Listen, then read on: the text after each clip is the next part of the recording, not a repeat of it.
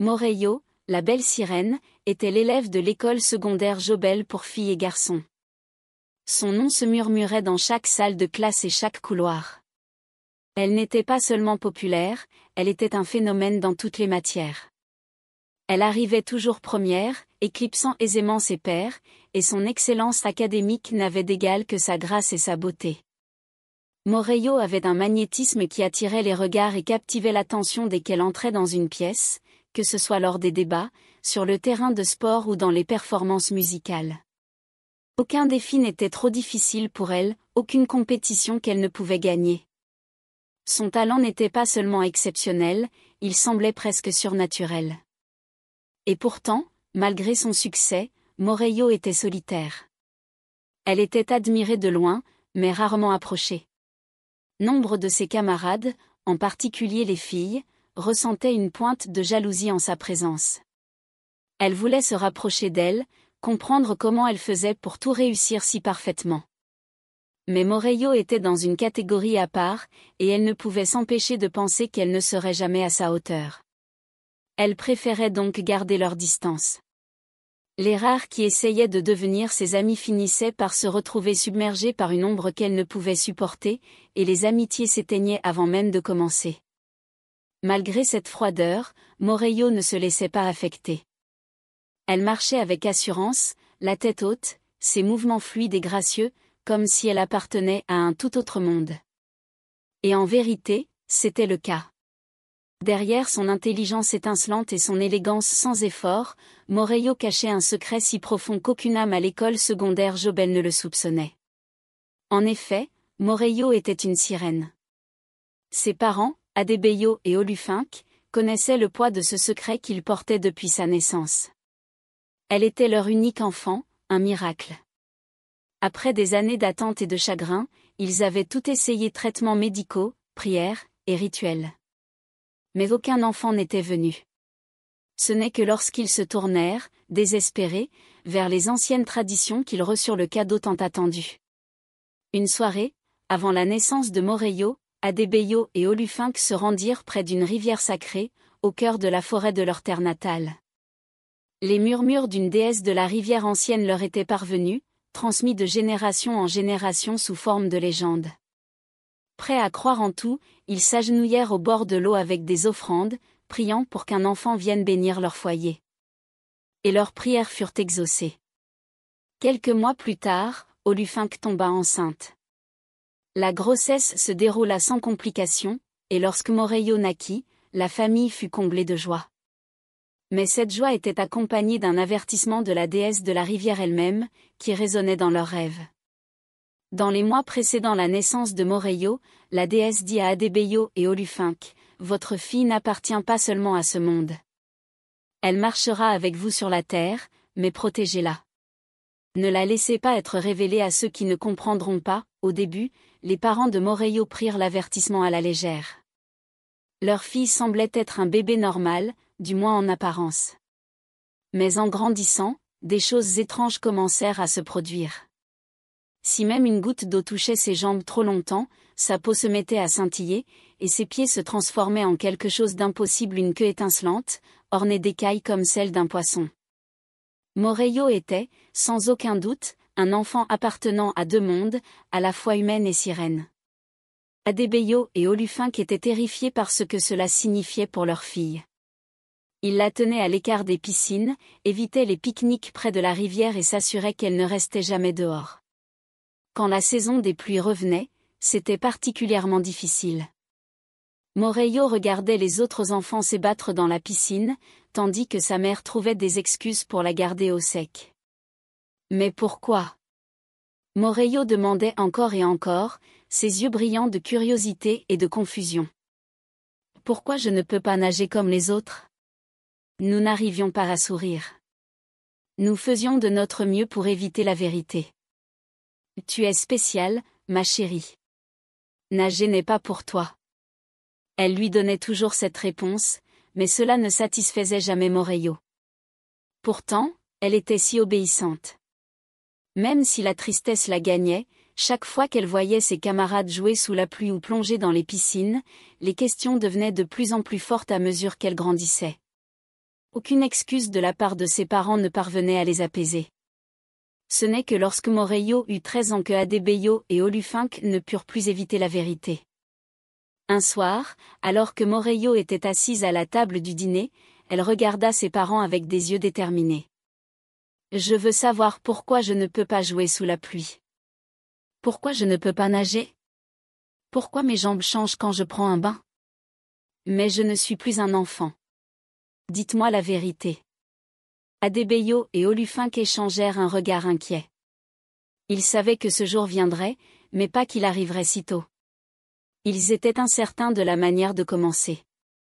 Enfin, après ce qui sembla une éternité, Adebayo s'éclaircit la gorge. Il commença, sa voix douce mais ferme. « Oui, il y a quelque chose que nous t'avons caché. Pas parce que nous voulions te faire du mal, mais parce que nous voulions te protéger, dit-il. » Le cœur de Morello battait la chamade dans sa poitrine. « Me protéger de quoi ?» demanda-t-elle. Sa mère prit sa main, ses yeux doux mais sérieux. « Du monde.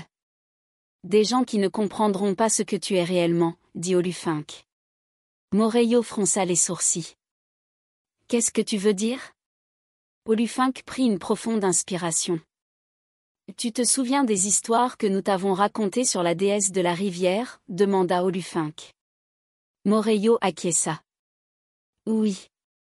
Vous avez dit qu'elle vous avait béni pour que je puisse naître. »« C'est vrai, » dit Adebayo, en se penchant en avant. « Mais il y a plus que ça. Tu n'étais pas simplement une bénédiction de la déesse. Tu étais un cadeau. Un cadeau très spécial. » La voix de Olufink trembla légèrement en parlant. « Tu n'es pas comme les autres enfants, Morello. La rivière est ta maison autant que cette maison. Tu es. Tu es une sirène. » Morello cligna des yeux, son esprit en ébullition. « Une sirène ? Comme dans les histoires, demanda-t-elle. « Oui, » répondit doucement Adebayo. « Exactement comme les sirènes des histoires que tu as lues. » Un moment de silence s'installa dans la pièce. Morello fixa ses parents, essayant de comprendre ce qu'il venait de lui dire. « Mais, pourquoi, je ne comprends pas, » dit-elle, remplie de confusion. Olufink serra la main de sa fille. « Quand tu es née, la déesse nous a dit que tu serais différente. Tu serais douée, brillante, capable de vivre à la fois dans l'eau et sur la terre. Mais le monde peut être cruel envers ceux qui sont différents. C'est pourquoi nous avons toujours été si protecteurs. Nous ne voulions pas que quelqu'un découvre ce que tu es vraiment, » dit Olufink à sa fille. « Quoi ? Pourquoi je ne peux pas nager avec mes amis ? Pourquoi je ne peux pas jouer sous la pluie ? demanda Morello. « La raison est que si trop d'eau te touche, tes jambes vont changer, » expliqua Adebayo. « Tes secrets seront révélés et les gens pourraient ne pas comprendre. Ils pourraient avoir peur. Ils pourraient même te faire du mal, » dit Adebayo en affichant un visage inquiet. Les yeux de Morello se remplirent de larmes. « Alors, je ne pourrai jamais être comme les autres enfants. »« C'est parce que tu es spécial, » murmura Olufink. « Plus spécial que n'importe qui d'autre. Et c'est quelque chose dont il faut être fier. » Morello se recula alors. Le poids des paroles de ses parents s'installa sur elle comme une couverture. Pendant des années, elle s'était demandé pourquoi elle était différente, et maintenant elle connaissait la vérité, mais cette vérité n'allégeait rien. Depuis le jour où ses parents s'étaient assis avec elle pour lui expliquer la vérité sur son identité, Morello avait montré une maturité au-delà de ses années. Elle ne se plaignait plus de manquer les fêtes de piscine ou de ne pas pouvoir éclabousser sous la pluie. Elle comprenait maintenant la gravité de sa situation. Protéger ses secrets signifiait se protéger elle-même et, plus important encore, protéger ses parents. Elle se consacra donc encore plus à ses études, concentrant toute son énergie sur ce qu'elle pouvait contrôler, sa brillance. Cependant, il y avait un endroit où la contrainte de Morello devenait une source de tension. L'équipe de natation de l'école, Jobel Girls and Boys Secondary School, avait un programme sportif florissant, et la natation était l'une de leurs principales activités. La grâce naturelle de Morello dans toutes les activités auxquelles elle participait faisait d'elle une candidate de choix pour l'équipe, et de nombreux professeurs étaient impatients qu'elle s'inscrive. Tu serais un véritable atout pour l'équipe, lui dit Madame Oladipo, l'enseignante en éducation physique, un après-midi avant un essai sportif. Et nous avons vu ta dédication à travers tout, tu es pratiquement une touche à tout, dit Madame Oladipo. Morello se tendit à l'entente de ces mots. Elle força un sourire poli, coupant doucement la parole à l'enseignante. Je suis désolée, madame, mais je ne vais pas essayer pour l'équipe de natation. Pourquoi pas, demanda Madame Oladipo, l'air confuse. Cela pourrait être une grande opportunité pour toi. Morello secoua fermement la tête. Je ne peux tout simplement pas. Je n'aime pas nager. À partir de ce moment, des rumeurs se propagèrent comme une traînée de poudre dans l'école. Les filles chuchotaient entre elles, transformant le refus de Morello en quelque chose de sombre et malveillant. Elle pense qu'elle est trop bien pour nous. Je suppose qu'on est sale, murmura Ranti, une camarade pendant la récréation. Elle peut nager avec les autres, n'est-ce pas? C'est parce qu'elle est parfaite dans tout, non? Ranti ajouta, tandis qu'une autre fille, Yetunde, une brute notoire, ricana. Peut-être qu'elle a juste peur de se planter pour une fois, cria Yetunde. Ces murmures se transformèrent en quelque chose de bien pire. La jalousie, qui avait toujours couvé sous la surface parmi ses camarades, commença à déborder. Plus Morello se distinguait, plus elle devenait isolée. Elle ne pouvait entrer dans une salle de classe sans ressentir le poids des regards envieux, et son casier devint souvent la cible de farces cruelles. Un jour, Morello retourna à son bureau après la pause et trouva un carnet déchiqueté, ses pages éparpillées comme des confettis par terre. À l'heure du déjeuner, des livres qui étaient sur son bureau furent renversés, leur contenu se répandant sur le sol dans un désordre répugnant. Le groupe de filles responsables se tenait non loin de là, en train de glousser derrière leurs mains. « Qu'est-ce qui ne va pas chez vous ?» demanda Morello en pleurs, les larmes lui montant aux yeux. « Pourquoi vous ne pouvez pas simplement me laisser tranquille ?» Elle lança un regard noir à la chef des harceleuses, Yetunde, qui se moquait d'elle tout en s'appuyant sur un bureau. « Oh regarde, la reine est contrariée. Peut-être que si tu n'étais pas aussi pleine de toi, on te laisserait tranquille, cria Yetunde. Morello se baissa pour ramasser ses affaires abîmées, ses mains tremblantes. Je ne suis pas pleine de moi, murmura-t-elle. Mais les filles ne l'écoutaient pas. L'intimidation ne s'arrêta pas là. Chaque fois qu'elle allait aux toilettes, ses camarades attendaient qu'elle soit partie pour se faufiler jusqu'à son bureau, sortir ses livres et y griffonner des insultes ou les déchirer. Peu importe combien de fois elle remplaçait ses carnets, elle trouvait toujours un moyen de les détruire. À chaque fois que Morello revenait à son bureau, c'était comme un poignard dans le cœur de voir son travail acharné disparaître en larmes. Une fois, en plein après-midi calme, Yetunde poussa la cruauté encore plus loin. Tandis que Morello lisait tranquillement en classe, Yetunde, qui mâchait bruyamment son chewing-gum, s'arrêta soudainement de sourire en ayant une idée malveillante. Sans hésitation, elle prit le chewing-gum dans sa bouche et le colla sur la couverture immaculée du dictionnaire de Morello. « Oups, désolé, dit la tyran en feignant la surprise. On dirait que ça a glissé. Toute la classe éclata de rire. Morello sentit son cœur s'enfoncer en regardant le gâchis collant dans son dictionnaire bien-aimé. Elle essaya de décoller le chewing-gum de ses doigts, tremblant de frustration, mais cela ne fit que l'étaler davantage sur les pages. « Pourquoi êtes-vous comme ça ?» demanda Morello, la voix tremblante d'émotion. « Que ai-je fait pour mériter ça ?» Morello éclata en sanglots. « Tu existes. » répondit froidement Yetunde, les bras croisés. « C'est suffisant. » Morello pensa à signaler l'incident à l'enseignant, mais elle savait par expérience que ce serait inutile. Aucun autre élève ne soutiendrait ces affirmations et les enseignants considéraient cela comme une querelle enfantine.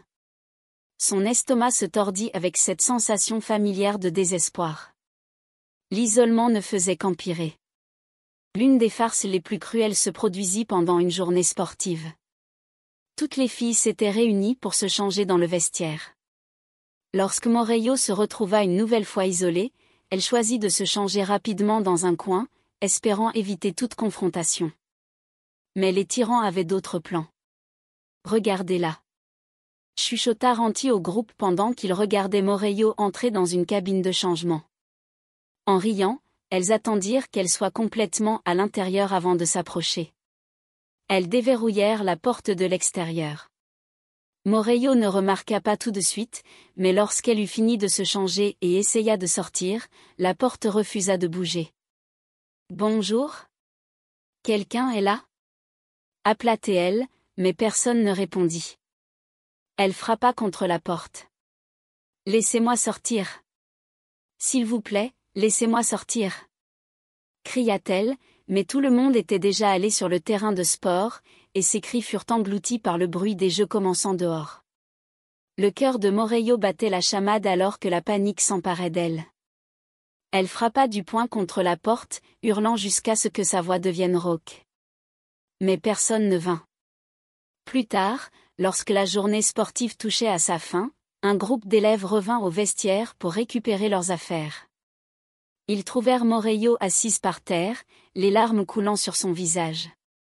Sa gorge était douloureuse à force d'avoir crié, et ses mains étaient enflées à force de frapper contre la porte. « Que s'est-il passé » demanda l'une des filles, véritablement confuse. « Elles m'ont enfermée » murmura Moreio, trop épuisée pour pleurer davantage. Les filles échangèrent des regards gênés, mais ne dirent rien. Elles la laissèrent ramasser ses affaires dans le silence. Ce jour-là, quelque chose en Moreio se brisa. Le harcèlement constant, la sensation d'être piégée, à la fois littéralement et émotionnellement. Elles avaient finalement gagné. Elle voulait le dire à ses parents. Elle voulait courir chez sa mère et pleurer dans ses bras, demander à son père pourquoi le monde pouvait être aussi cruel. Mais elle ne le fit pas. Elle craignait ce qu'il dirait. Elle avait peur qu'il la retire de l'école. Ou pire, qu'il décide de déménager complètement. Non, Moreio ne pouvait pas leur faire ça. Ils avaient déjà sacrifié tellement pour elle. Alors elle garda tout en elle. Chaque jour, elle rentrait chez elle et mettait un visage courageux.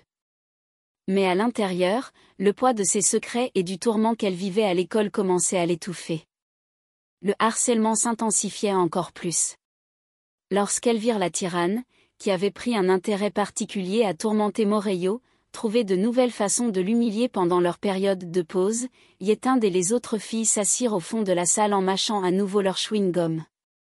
Moreio se concentra sur ses devoirs, essayant d'ignorer les rires derrière elle, mais juste au moment où elle commença à écrire, elle sentit quelque chose de collant atterrir sur son épaule. C'était du chewing-gum. « Oups !» dit Yetunde encore, sa voix empreinte de fausse innocence. « C'est ma faute. » Toute la classe éclata de rire une nouvelle fois. Moreio se figea, le visage rouge de honte. Elle voulut crier, se défendre, mais elle savait que cela ne ferait qu'empirer les choses. Au lieu de cela, elle resta silencieuse, laissant les larmes flouter sa vision alors qu'elle s'apprêtait à enlever le chewing-gum de son épaule.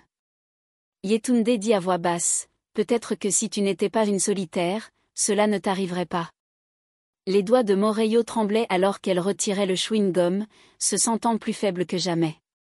Cette fois, elle ne prit même pas la peine de signaler l'incident à un professeur. À quoi bon ? Personne ne la croyait. Et personne n'avait suffisamment de courage pour l'arrêter. Les autres élèves regardaient avec un mélange d'amusement et de pitié, mais personne ne leva le petit doigt. Il était plus facile de fermer les yeux sur la cruauté que de défendre quelqu'un qui, à leurs yeux, l'avait bien cherché. Aujourd'hui, annonça M. Agi, sa voix résonnant dans la cour de l'école, nous célébrons les réalisations académiques de nos élèves exceptionnels. C'est un moment pour honorer le travail, l'éclat et la détermination, ajouta M. Agi. Les élèves étaient sur le bord de leur siège, impatients d'entendre leur nom. Beaucoup avaient travaillé dur toute l'année, espérant se classer parmi les meilleurs. Pour Moreio, cependant, ce jour avait une résonance familière. Elle était déjà passée par là, se tenant au sommet du succès et se sentant à la fois admirée et isolée. Alors que la cérémonie commençait, Monsieur Agéi commença à appeler les noms des élèves qui s'étaient bien classés dans chaque matière. La première série de récompenses alla aux matières comme les mathématiques, la physique et la chimie, et bientôt, le premier nom fut prononcé, Moreyo Adebayo. Monsieur Agéi annonça avec un large sourire. Première place en mathématiques, ajouta-t-il. La foule éclata en applaudissements tandis que Moreyo se levait gracieusement pour monter sur scène. Olufink et Adebayo la suivirent de près, rayonnant de fierté. Ils se tinrent à côté de leur fille alors qu'elle recevait son prix et qu'une photo fut prise. Ce n'était que le début. Encore et encore, Monsieur Agéi appela le nom de Moreyo Adebayo, première place en physique. Moreyo Adebayo. Première place en chimie.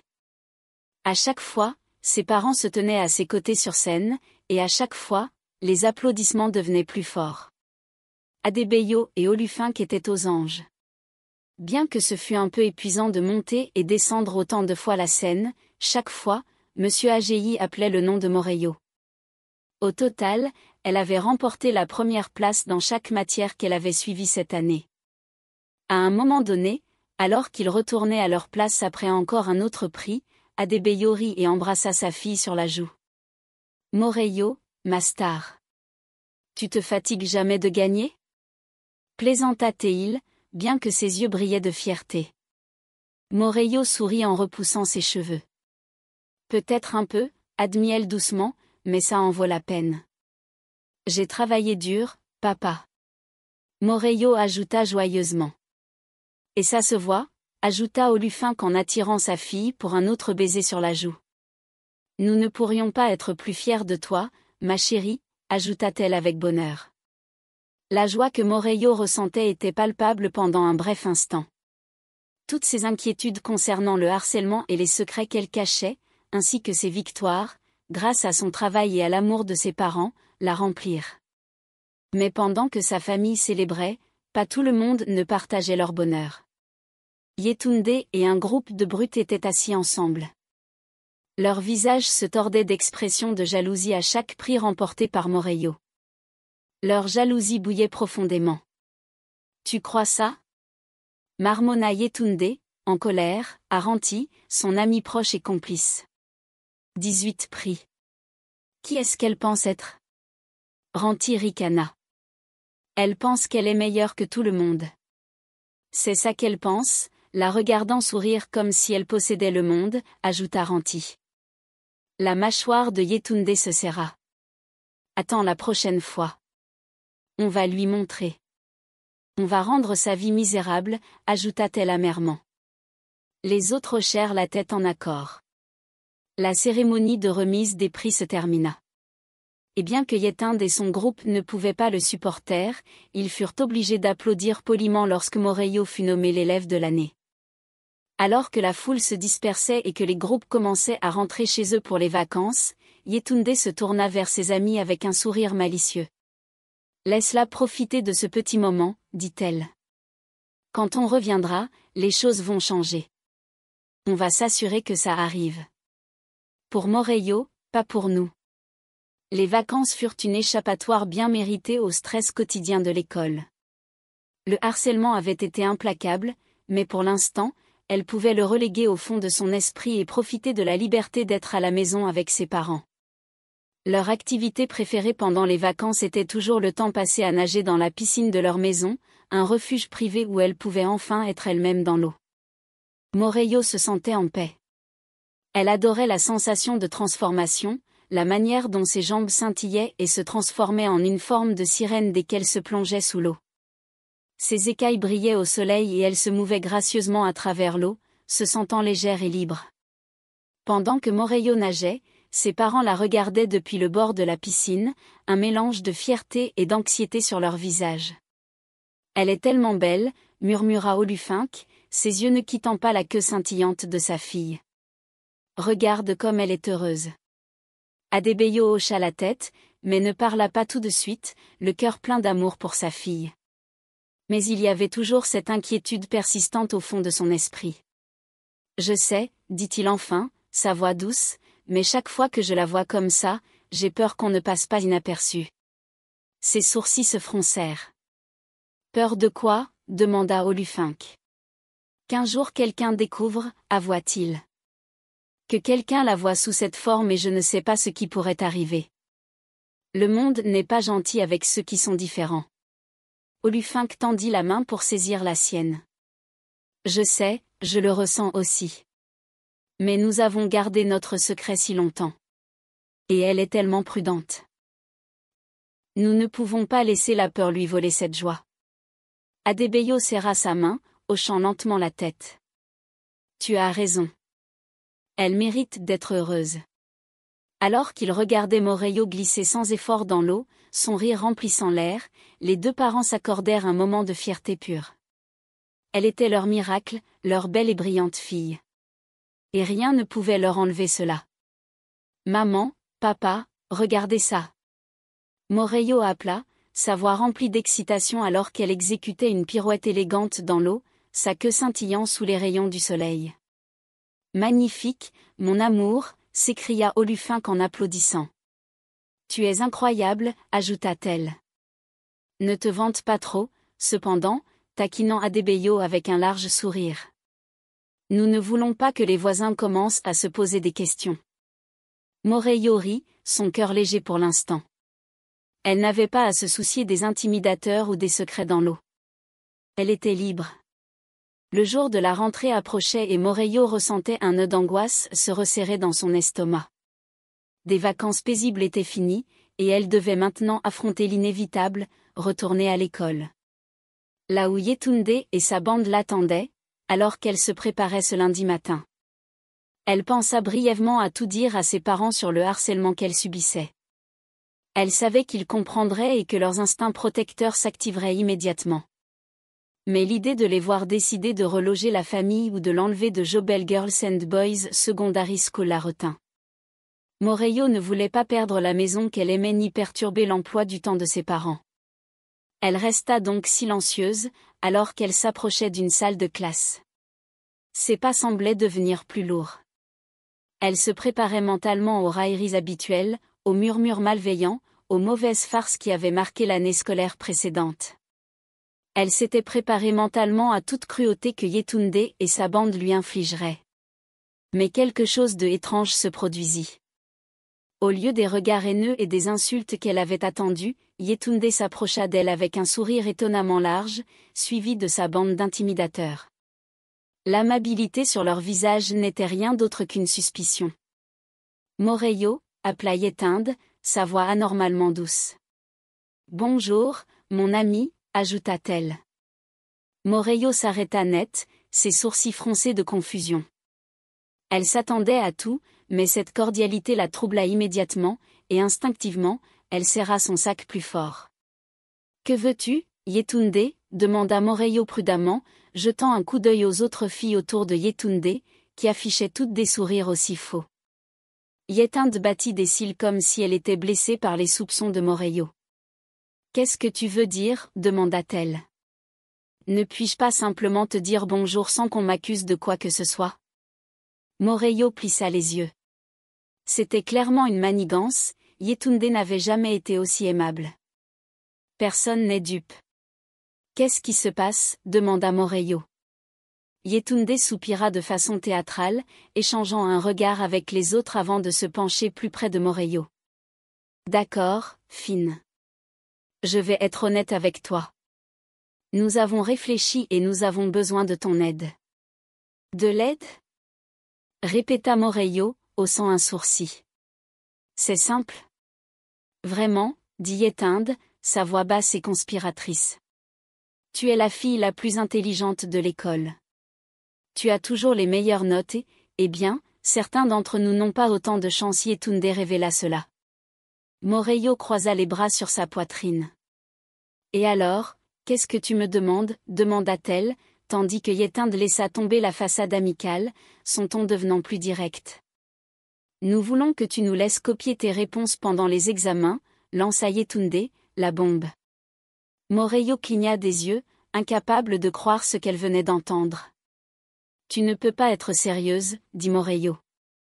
Oh, nous sommes très sérieuses, répondit Yetunde, un sourire inébranlable. Tu nous laisses copier tes réponses et nous réussirons tous les examens. Personne ne te dérangera plus jamais. Tu n'auras plus à t'inquiéter de nous rendre ta vie difficile. En fait, nous ferons en sorte que personne ne t'intimide plus jamais. Le ventre de Morello se tordit, l'audace de Yetunde de lui demander de tricher après tout ce qu'elle lui avait fait subir dépassait l'entendement. Je ne ferai pas ça, dit Morello fermement. Je ne m'impliquerai jamais dans une fraude aux examens. Elle ajouta, le sourire de Yetunde vacilla un instant avant qu'elle ne reprenne rapidement son calme. Morello, réfléchit Y. Cela pourrait profiter à tout le monde. Tu n'auras plus à supporter le harcèlement et nous réussirons tous les examens. Tout le monde y gagne, ajouta Yetunde avec audace. Je ne vais pas vous aider à tricher, répéta Morello, sa voix devenant plus froide. Je ne crains certainement pas vos menaces, ajouta Morello, le silence, les yeux assombris par la colère, bien qu'elle essaie de garder une voix calme. Tu vas vraiment refuser cette offre, demanda Yetunde. Oui, répondit Morello simplement, son cœur battant fort mais sa détermination inébranlable. Je ne le ferai pas. Le sourire de Yetunde s'effondra, son expression se tordant de rage. Tu vas regretter cela, Morello. Tu crois que tu es meilleur que tout le monde, n'est-ce pas? Eh bien, on verra combien de temps cela va durer, menaça Yetunde. Morello tint bon, bien que son pouce accélérât. Fais ce que tu veux, Yetunde. Je ne vais pas compromettre mes valeurs pour toi, lui cria-t-elle. Yetunde grimaça, ses lèvres se tordant de mépris. Tu te crois parfaite? Quoi? Tu vas regretter de ne pas avoir accepté mon offre. Tu vas voir, dit Yetunde, se retournant d'un coup et s'éloignant avec sa bande d'intimidateurs. Morello les regarda s'éloigner, son cœur battant la chamade. Elle savait assez bien que Yetunde ne s'arrêterait pas là. Elle venait de se faire un ennemi puissant. Plus tard dans la journée, alors que les filles étaient assises dans leur coin pendant le déjeuner, Yetunde ne pouvait pas arrêter de repenser à la conversation avec Morello, la répétant dans sa tête encore et encore, chaque fois plus en colère. Tu te rends compte de ça, dit Yetunde en lançant un regard noir à une assiette de nourriture. Elle se croit tellement parfaite. Elle nous a vraiment refusé. Elle a toujours été une fille modèle. Ranti roula des yeux. Je savais qu'elle ne le ferait pas. Elle est trop coincée pour ça. Yetunde serra les poings, à peine capable de contenir sa rage. Il faut qu'on fasse quelque chose contre elle. Elle ne peut pas s'en sortir comme ça, à nous ignorer ainsi. Que va-t-on faire? Demanda une des autres filles, se penchant plus près. Elle est trop intelligente pour qu'on l'escroque pendant les examens et elle a les professeurs dans sa poche. Yetunde sourit soudainement, une lueur sinistre dans les yeux. Je sais exactement ce que nous allons faire. Les filles se penchèrent, impatientes, attendant que Yetunde révèle son plan. Vous connaissez Caleb? Oui. Demanda-t-elle d'une voix basse et conspiratrice. Ranti fronça les sourcils. Caleb, le senior, c'est ton cousin? Oui, c'est ça, acquiesça Yetunde. Exactement. Il est beau, intelligent et... Personne ne sait que nous sommes liés. C'est parfait. Parfait pourquoi? Demanda Ranti, intrigué. Nous allons faire en sorte que Caleb s'approche de Morello, expliqua Yetunde, son sourire s'élargissant. Il fera semblant d'être intéressé par elle. Peut-être qu'il lui fera croire qu'il l'aime. Et quand elle sera tombée dans le piège, nous allons l'humilier devant toute l'école, ajouta-t-elle méchamment. Leurs yeux brillèrent d'excitation. C'est brillant, s'exclama Ranti. Elle ne s'y attendra jamais. Quoi? Attends. Et si Caleb n'était pas d'accord, demanda une autre fille. Oh, il sera d'accord, répondit Yetunde avec confiance. Je vais lui parler. Il me doit une faveur. Fais-moi confiance. Ce soir-là, après l'école, Yetunde trouva Caleb dans le parking de l'école, appuyé contre la voiture d'un professeur, entouré de ses amis. Caleb était l'un des garçons les plus populaires de l'école, et Yetinde savait que son charme serait l'arme parfaite pour attirer Moreo. Elle l'appela, lui faisant un signe de la main en s'approchant. Oh! Caleb tourna la tête, les sourcils froncés en apercevant le sourire doux de Yetunde. Quoi de neuf, Yetinde? J'ai besoin d'une faveur, répondit-elle en jetant un coup d'œil à ses amis. On peut parler seul à seul? Caleb haussa un sourcil, mais haussant les épaules, il fit signe à ses amis de leur laisser de l'espace. Une fois seul, Yetunde exposa son plan, expliquant tout en détail. Lorsqu'elle eut fini, Caleb la regarda, l'expression partagée entre choc et incrédulité. Tu veux que je fasse semblant d'aimer une fille juste pour l'humilier? Pas n'importe quelle fille, corrigea Yetinde, c'est Moreo. Les yeux de Caleb s'élargirent. La fille intelligente, celle qui gagne toujours tout, exactement, dit Yetinde en croisant les bras. Elle m'a humilié, et je veux qu'elle paie. Tu es le seul à pouvoir m'aider à le faire. Caleb hésita, passant une main dans ses cheveux. Je ne sais pas, Yetunde. Ça semble cruel. Elle le mérite, insista Yetinde. De plus, tu n'auras rien à faire de grave. Il te suffit de t'approcher d'elle, de lui faire croire que tu t'intéresses à elle, et ensuite, on fera le reste. C'est inoffensif, ajouta-t-elle. Caleb fronça les sourcils, toujours incertain. Je ne sais pas, Yetunde soupira de frustration. Caleb, s'il te plaît. Je ne demanderai pas si je n'avais pas besoin de toi. Tu sais que je t'ai déjà aidé. Après une longue pause, Caleb céda enfin, bien qu'il n'ait pas l'air ravi. Bon, je vais le faire, mais seulement parce que je te dois une faveur. Yetinde sourit. Satisfaite? Bien. Ne t'inquiète pas. Ça va être amusant. Tandis que Caleb s'éloignait, l'esprit de Yetinde bouillonnait d'excitation pour la semaine suivante. Eh bien, je dois mettre en œuvre le plan diabolique que Yetunde a concocté. Au début, c'était de petits gestes, trouver des moyens de croiser Moreo dans les couloirs, lui proposer de la raccompagner en classe, s'assurer de s'asseoir près d'elle à la cafétéria. Moreo, qui avait peu d'amis et personne en qui elle se sentait vraiment proche, se retrouva à baisser sa garde autour de Caleb. Il était charmant, attentionné et savait toujours comment la faire rire. Il ne fallut pas longtemps avant que les deux deviennent amis. Moreo était sincèrement heureuse d'avoir quelqu'un qui la traitait avec gentillesse après tant de temps. Se sentant isolée, la chaleur d'avoir un ami en Caleb la fit oublier les moqueries incessantes qu'elle avait endurées. Si seulement elle savait ce qui se passait réellement dans l'ombre. Au fur et à mesure que les jours se transformaient en semaines, Yetunde et sa bande de harceleurs regardaient avec satisfaction. Enchanté que leur plan se déroule si parfaitement, Yetinde ne pouvait cacher son sourire suffisant lorsqu'elle chuchota à ses amis. C'est le chemin de la maison, Moreo ne se doute de rien? Elle croit vraiment que Caleb l'aime. Ranti ajouta en riant. Ça va être tellement facile. À la fin du mois, Yetunde décida qu'il était temps de faire passer la farce à l'étape suivante. Elle appela Caleb après l'école un jour, les yeux brillants de malice. Il est temps de finir ça, lui dit-elle. Caleb, qui commençait à se sentir coupable de toute cette situation, fronça les sourcils. Finir ça? Yetunde sourit.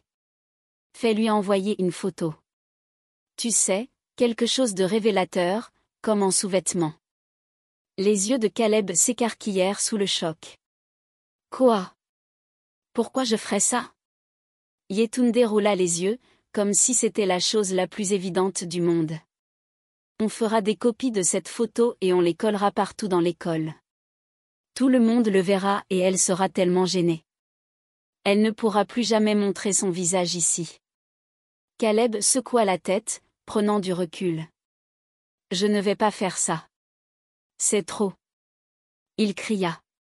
Yetinde sourit tristement, sa voix devenant tranchante. Qu'est-ce que tu veux dire par « tu ne vas pas le faire » ? Je t'ai dit de t'approcher d'elle.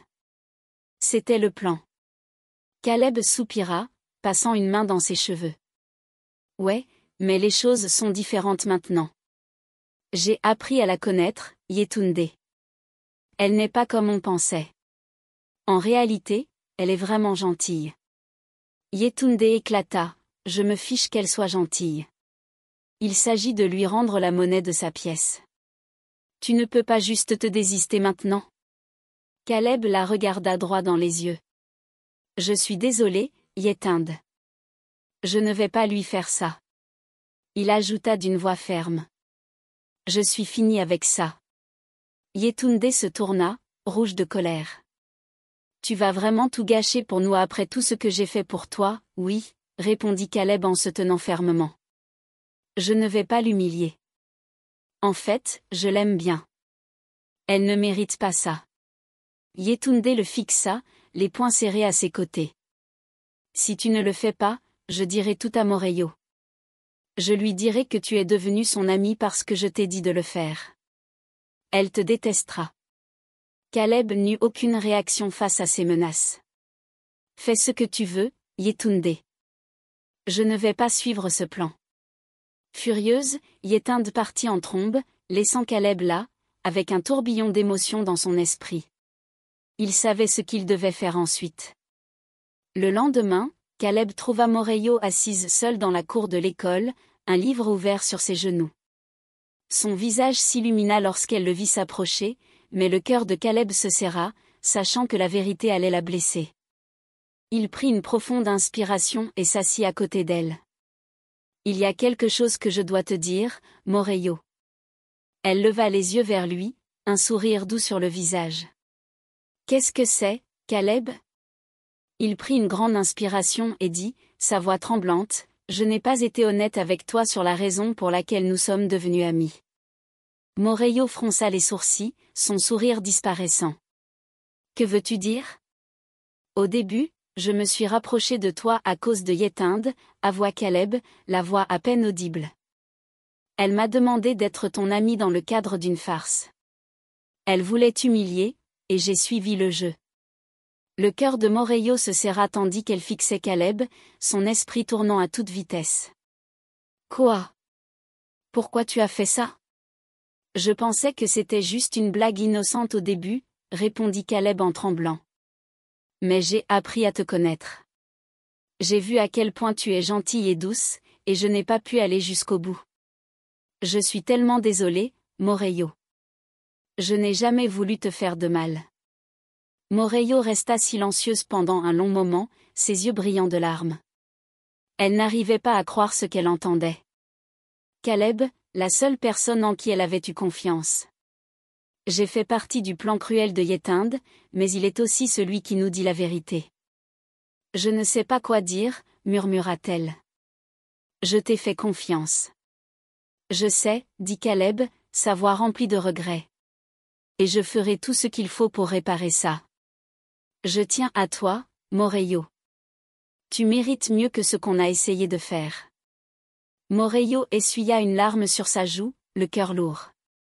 Je ne sais pas si je peux simplement oublier ça, mais je te remercie de m'avoir dit la vérité. Merci, dit Caleb doucement. Sois prudente, Yetunde est toujours après toi. Elle ne s'arrêtera pas tant qu'elle n'aura pas eu sa revanche. Je serai prudente, répondit Morello d'une voix tremblante. Mais je n'arrive pas à croire qu'elle aille aussi loin. Le lendemain, à l'école, Yetunde et son groupe de harceleurs se préparaient à confronter Morello, s'attendant à savourer l'humiliation. Yetunde était en colère depuis sa confrontation avec Caleb, et elle était déterminée à avoir le dernier mot. Les harceleurs approchèrent Morello pendant le déjeuner, un sourire suffisant déjà collé sur leur visage. Yetunde appela, Morello, quel imbécile tu as été. Morello, qui s'attendait à cette confrontation, tint bon. Je sais déjà tout, Yetunde. Caleb m'a dit. Le sourire de Yetunde se fana. Qu'est-ce qu'il m'a dit à propos de ton plan? De l'utiliser pour m'embarrasser, répondit Morello, sa voix ferme. Et il m'a aussi dit ce que tu voulais qu'il fasse ensuite. Les autres intimidateurs échangèrent des regards confus tandis que le visage de Yetunde devenait rouge écarlate. Alors, quoi, tu crois avoir gagné parce que Caleb t'a dit que tu n'es rien? Attends. Mais avant qu'elle ne puisse finir, une idée dangereuse s'enracinait dans son esprit. La colère qui bouillait en elle éclata enfin, sans réfléchir. Elle se précipita vers les toilettes, l'esprit embrouillé par la rage. Les intimidateurs la regardaient, confus, tandis que Yetunde revenait avec un seau d'eau. Son visage était tordu de fureur, les yeux brillants. Avec une intention malveillante? Mais Moreyo n'était plus là. Les filles méchantes dirent à Yetunde que Moreyo était parti pour la salle de classe, et Yetunde se précipita immédiatement, portant le seau d'eau dans la salle où Moreyo s'était réfugié après leur confrontation. « Yetunde, que fais-tu » appela l'une des filles, mais Yetunde n'écoutait pas.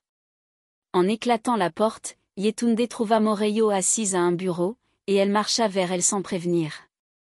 Elle gifla Moreyo en plein visage. Mais avant que Moreyo ne puisse réagir, Yetunde leva le seau. « Yetunde, arrête. S'il te plaît, arrête. » hurla Moreyo en voyant le seau d'eau dans sa main. Mais Yetunde continua, versant tout le contenu du seau sur elle. Moreyo hurla. « Non. » Mais c'était trop tard. Sa transformation fut instantanée. Dès que l'eau toucha sa peau, ses jambes scintillèrent et commencèrent à changer. Ses pieds disparurent, remplacés par une queue brillante couverte d'écailles iridescentes. Toute la salle se figea, alors que la forme de sirène de Moreyo se dévoilait pour la première fois. Sa queue étincelait de toutes les couleurs de l'océan, brillant sous les lumières. La salle éclata en panique. Les élèves crièrent, les chaises tombèrent, et en quelques secondes, tout le monde courut vers la porte. La vue de Moreyo en sirène était trop pour eux à supporter. Yetunde resta figée sur place, le visage pâle de choc. Elle ne voulait pas faire de mal à Moreyo, mais elle ne s'attendait pas à cela.